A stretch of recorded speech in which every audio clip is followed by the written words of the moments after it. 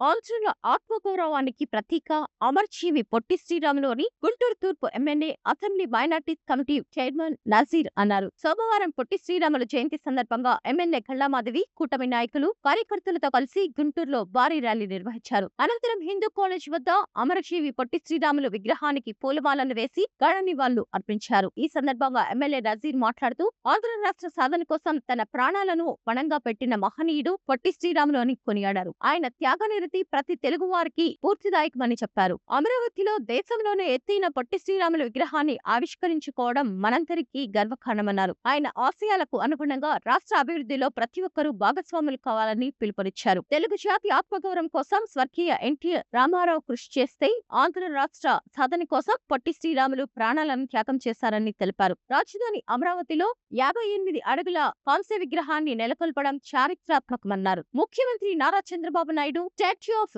Sacrifice అని పేరు పెట్టడం అత్యంత అభినందనీయమని, ఈ పేరు ఆయన చేసిన మహోన్నత త్యాగానికి నిలువెత్తు నిదర్శనమని పేర్కొన్నారు.